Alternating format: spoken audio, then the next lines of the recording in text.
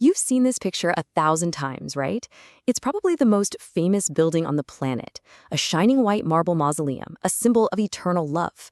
But when you look past that perfect fairy tale image, the Taj Mahal is actually packed with mysteries and incredible feats of architectural genius. So let's really get into it. We all recognize that silhouette instantly. But what if I told you it holds secrets in its very stones? We're talking mind-bending engineering marvels, clever illusions, and some pretty dramatic myths that are honestly just as fascinating as the love story itself. All right, first up, let's talk about the architecture itself. Because the people who built the Taj weren't just amazing artists, oh no, they were masters of math and physics, and they baked some absolutely incredible features right into the design. Okay, check this out. This is a brilliant little trick that completely messes with your expectations. So as you walk up to the main gate, the one that frames the Taj perfectly, the monument looks enormous, just filling the archway. But then, as you get closer, it actually seems to get smaller. It's this super clever optical illusion designed to create this incredible sense of awe and discovery. Here's another piece of pure genius. See the 4 minarets, the towers at each corner? They look perfectly straight, right? Well, they're not. They were actually built to lean just a tiny bit, about 2 degrees, outward. And there are 2 amazing reasons for this. First, it creates a perfect visual frame from a distance, but more importantly, if there were ever a major earthquake, they would fall away from the main tomb, not onto it. How smart is that? So when you go inside the main chamber, you see these 2 incredibly beautiful ornate tombs. You'd think, okay, this is where Mumtaz Mahal and Shah Jahan are buried.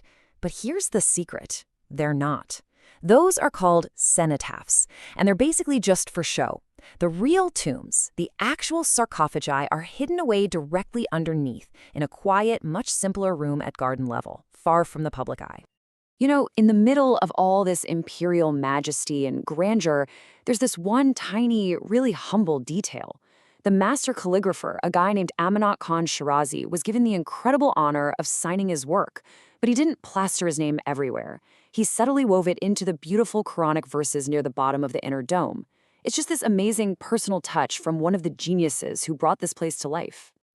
And get this, the sound design is just wow. If you stand right under that massive main dome and make a sound, the echo just keeps going for an unbelievable 28 seconds. And that was totally on purpose. It was engineered to make prayers and verses from the Quran linger in the air, just filling the whole space with this sacred, resonant sound. Okay, so a building this famous, this legendary, you just know it's going to have some wild stories attached to it. But which ones are true and which are just, well, myths? Let's dive in and separate the fact from the folklore. All right, let's start with the big one. This is probably the most famous and definitely the most gruesome legend about the Taj. The story goes that Shah Jahan, obsessed with making sure no one could ever build anything as beautiful, had the hands of all the master craftsmen chopped off and even had their eyes put out. Just a brutal story. But it's just a story, a really powerful one, but a myth nonetheless. Historians have combed through the records and found zero evidence that anything like this ever happened. In fact, we have records showing that many of those same artisans went on to work on other huge projects, like the Red Fort. I mean, think about it. These craftsmen were the best of the best. They were priceless assets to the empire. It would have made no sense to harm them. Okay, now for another really famous one, the legend of the Black Taj. This story is super romantic. It claims Shah Jahan planned to build an exact copy of the Taj for himself, right across the river, but this one would be made of pure black marble, a perfect mirror image with a bridge connecting the 2 tombs. It's such a cool idea, right? A perfect symbol of balance, yin and yang, eternal love. But is there any truth to it at all? Well, the evidence says probably not.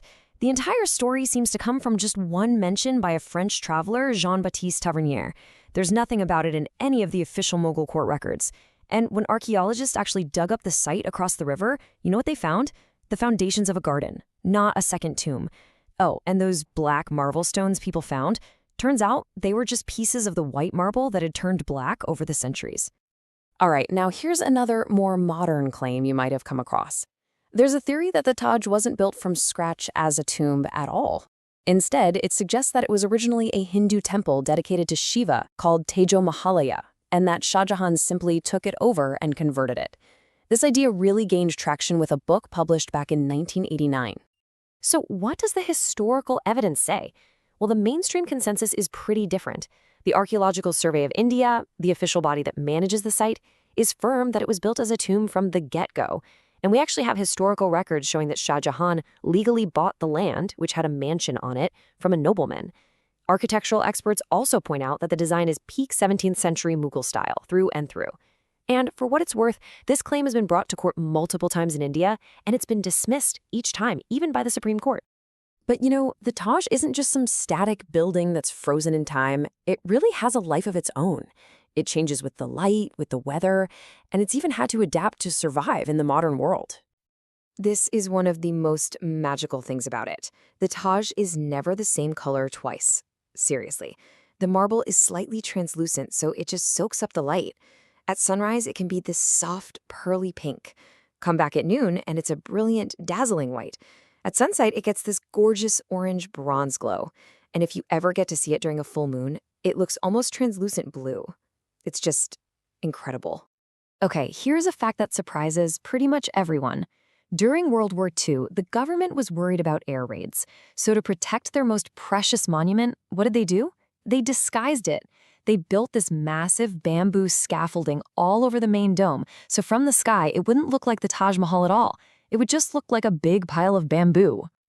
And to keep that famous white marble looking so good, the Taj literally gets a spa day. No, really. To fight off the yellowing caused by pollution, experts cover it in a special kind of mud pack. It's called multiani mitti. They let it dry, and when they wash it off, it pulls all the grime and pollutants away with it, leaving the marble looking brand new. It's basically a giant facial for a building. You know those perfect green, manicured lawns you see in all the photos? Well, that's not what the gardens originally looked like. Not at all. Back in Shah Jahan's day, it was a classic Mughal paradise garden. Much wilder, filled with fruit trees, roses, all kinds of fragrant flowers. The English-style lawns we see today were actually put in by a British viceroy, Lord Curzon, way later on. So, after all that, after peeling back all the myths and uncovering these hidden stories, what is the real wonder of the Taj Mahal? I think the real wonder is that it's so much bigger than just a love story. I mean, yes, it was built out of an emperor's grief, but it was also a massive statement. It was a declaration of the incredible power, wealth, and genius of the Mughal Empire at its absolute peak.